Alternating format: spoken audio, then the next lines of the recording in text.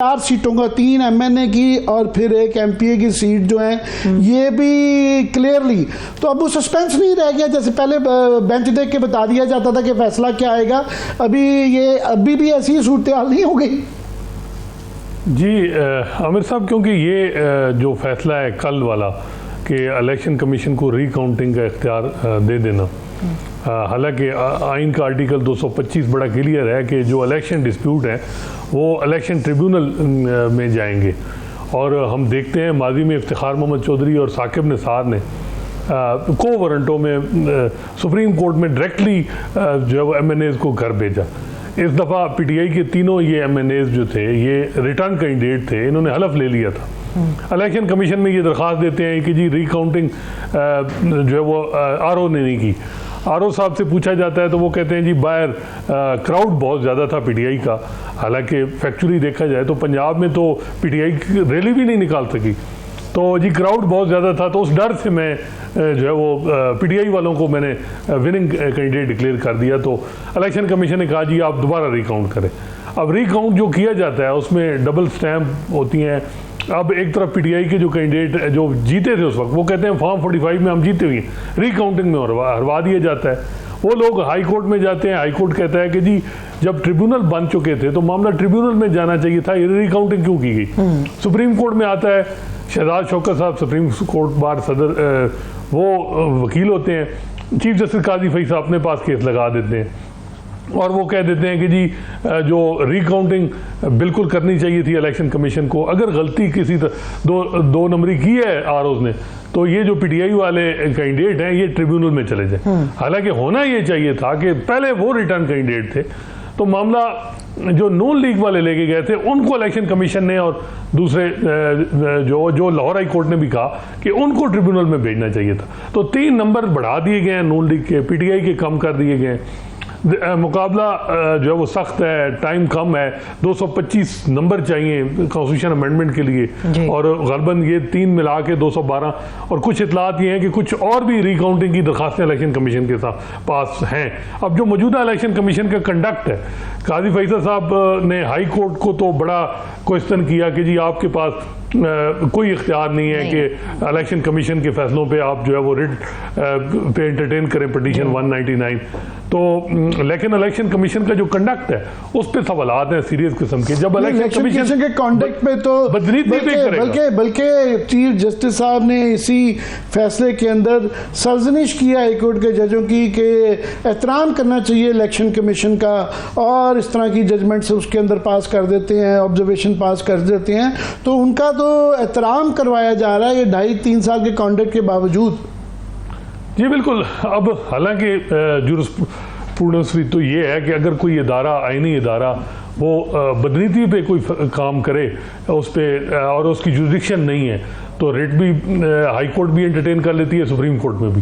Justice काजी फैसल ने खुद supreme judicial council में उनके खिलाफ जब प्रोसीडिंग चल रही थी तो उन्होंने चैलेंज की सुप्रीम कोर्ट में, क्योंकि जी वो कह रहे थे कि मेलाफाइड है, कोरम नॉन जुडिस है, विदाउट जुरिडिक्शन है, इन बुनियादों पे। हालांकि आइन का आर्टिकल 211 बड़ा क्लियर था कि सुप्रीम जुडिशल काउंसिल की कार्रवाई किसी कोर्ट ऑफ लॉ में चले नहीं हो सकती। यहाँ आप कह रहे हैं कि हाई कोर्ट को कि जी आप इलेक्शन कमीशन के खिलाफ जो इलेक्शन डिस्प्यूट, हालांकि इलेक्शन डिस्प्यूट बिल्कुल इसमें कोई शक नहीं है कि हाई कोर्ट एंटरटेन नहीं कर सकती। इलेक्शन डिस्प्यूट इलेक्शन ट्रिब्यूनल में जाएंगे, उसके बाद सुप्रीम कोर्ट में अपील आएगी। लेकिन जो इलेक्शन कमीशन है एडमिनिस्ट्रेटिवली आरओज जो है वो जुडिशियल फंक्शन नहीं अपना सरंजाम दे रहे।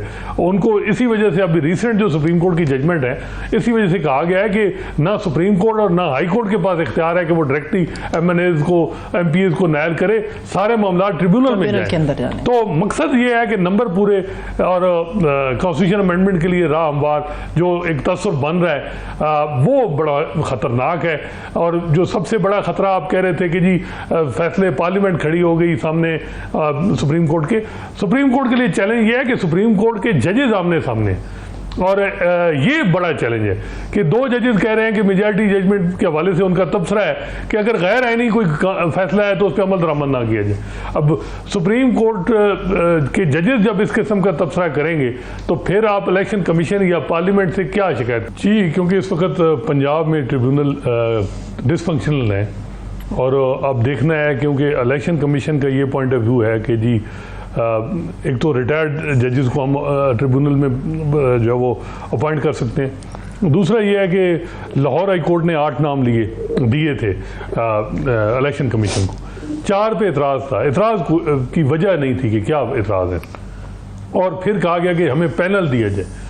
फिर चीफ इलेक्शन कमिश्नर की chief justice Lahore high court से मुलाकात हुई, जो मौजूदा लाहौर हाई कोर्ट की चीफ जस्टिस हैं, उन्होंने भी कहा कि जो नाम भेजे गए वही नाम रहेंगे।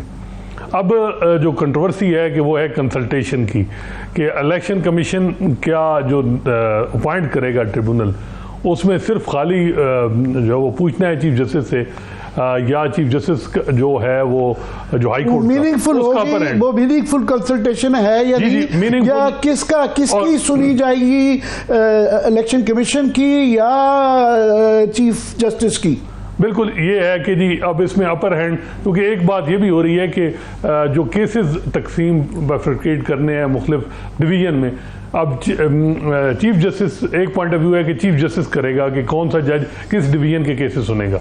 इलेक्शन कमीशन कहता है कि जी हमने ये करना है, ये भी एक पॉइंट ऑफ व्यू है। अब इसमें जो पहले 2 जज किए गए, क्योंकि उस वक्त तो पूरे पंजाब में बड़ी हैरानगी की बात है कि अमीर भट्टी साहब ने 2 जज दिए ट्रिब्यूनल के लिए। अब जो मलिक शहजाद साहब ने 8 दिए हैं, ये अगर ये 8 ही काम करेंगे तो फिर निज़ाम के लिए ख़तरा तो होगा, क्योंकि ये हाईली इंडिपेंडेंट जजेस हैं, और फॉर्म 45 और 47 पे जो चीज़ होगी वो सामने आ जाएगी।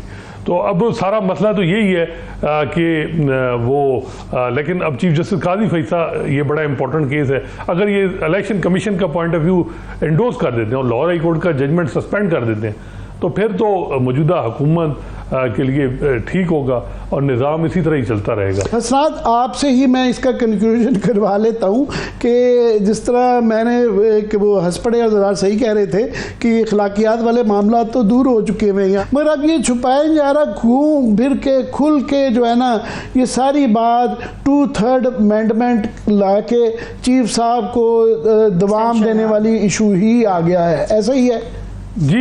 लेकिन एक बात हमें ज़हन में रखनी चाहिए कि चीफ जस्टिस काजी फैसल से जब भी पूछा गया, बल्कि उन्होंने कन्वे किया कि जी मैंने एक्सटेंशन नहीं लेनी। हाँ, ये है कि अब हर जज को अगर 3-3 साल मिलते हैं तो अल्टीमेट बेनिफिशरी तो वो होंगे, क्या वो उस पर भी इनकार करेंगे और 25 अक्टूबर रिटायर होंगे? लेकिन जो इकदाम किए जा रहे हैं, चाहे रिव्यू जल्दी लगाना, उनकी ये जो आ रही हैं वो आप जैसे हमारे कुलीग्स उनके जरिए इनडायरेक्टली आ रहा है, बड़ा आसान काम है। एक किसी जगह भी वो ऑफिशियली अनाउंसमेंट कर सकते हैं कि मैं एक्सटेंशन नहीं ले रहा, या जस्टिस मंसूर अली शाह का नोटिफिकेशन हो जाए तो ये बहस खत्म हो सकती है। ये कोई कॉम्प्लिकेटेड काम नहीं है, मगर ऐसा हो नहीं रहा। जी बिल्कुल यही हो रहा है। और जिस तरह उन्होंने कहा कि रिव्यू जल्दी लगे, नून लीग ने 4 दिन बाद दरख्वास्त दी 12 जुलाई के फैसले पे, 18 तारीख कमेटी के सामने आ जाती है। कमेटी का ये 2 जजेस का ये पॉइंट ऑफ व्यू है कि जी पहले हमें जो वो डिटेल जजमेंट आने देने दें, समर वेकेशन ख़त्म हो, रिव्यू इतना जल्दी, हालांकि 30 दिन होते हैं, आखिरी दिन रिव्यू फाइल होता है, इस दफ़ा जल्दी हो, इलेक्शन कमीशन ने भी किया, इन्होंने। तो ये कंट्रोवर्सी जैसे आपने कहा कि नोटिफिकेशन होगा उससे हल होगी, या चीफ जस्टिस काजी फैसल साहब खुद कोई ऐसा पब्लिकली कह देते हैं कि जी मैं कोई इंटरेस्टेड नहीं हूँ, या रिव्यू डिसाइड होता है फाइनल। बज़ाहिर ये लग रहा है कि इस वक्त सुप्रीम कोर्ट के अंदर भी अनसर्टेनिटी है, और हुकूमत जो है अब क्या, ये भी लग रहा है कि डबल माइंडेड है हुकूमत के में एक तबका, वो भी ये भी देख रहा है कि हम इतना ज़्यादा आगे ना जाएं, और अगर ये जजेस 8 और इनका जजमेंट प्रिवेल कर जाता है तो फिर हमारे लिए ज़रा अच्छा नहीं रहेगा। तो ये है कि हम अगले चीफ जस्टिस से बात करें, लेकिन बज़ाहिर ये भी लग रहा है कि अगले जो चीफ जस्टिस हैं मंसूर अली शाह, वो कोई कमिटमेंट भी के लिए भी नहीं है राज़ी कि कोई ऐसा कमिटमेंट दे दे, उनका नोटिफिकेशन फौरी हो जाए। उनको भी अंदाज़ा है कि कमिटमेंट दे के अगर ओहदा लेना है तो फिर उनके सामने, जैसे मैंने बताया, साकिब निसार साहब का मॉडल भी है और चीफ जस्टिस साहब का भी है, तो वो उनके सामने है। तो देखते हैं ये अब गारंटियों से काम चलेगा कि बगैर गारंटियों के क्या होगा।